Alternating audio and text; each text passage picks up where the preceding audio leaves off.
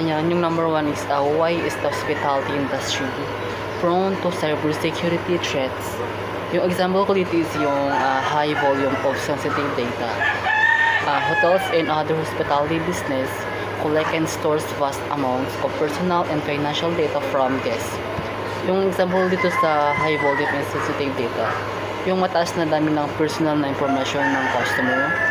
Yung example dito is yung mga pangalan, ang buong pangalan ng bawat customer, and yung kanilang accommodation, ang kumpletong address kung saan ipapadala ang mga binili. Higit sa lahat yung kanilang number telephone, ang contact number ng customers, and then yung email address. Ang email address na ginagamit para sa komunikasyon at account. At higit sa lahat yung araw na nagbubook sila, yung maaaring kinokolekta para sa mga promosyon o verify na edad. Yung example na yung isa is numerous points of entry. The interconnected nature of hospitality operation creates multiple potentials entry points for cyber attacks. Yung example ko dito is yung pagpasok namin sa Tuesday.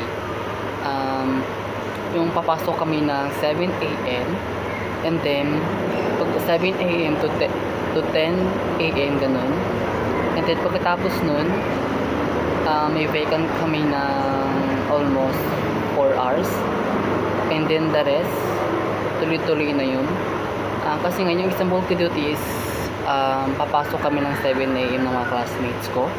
And then yung time na papasok kami is 1.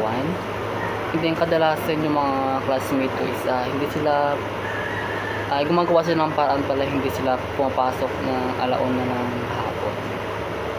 Number 2 is how can cybersecurity threats in the hospitality industry be avoided? Yung number 1 is robust cybersecurity policies and procedures. Yung example ko dito is yung project namin sa Wix. Need mo maghanap ng may FB page and then gawan mo siya ng FB page, pero need mo ng permission and then permit para aware sila na alam nila na ginagawan mo sila ng FB page, parang pumapayag sila na i-promote mo yung kanilang product.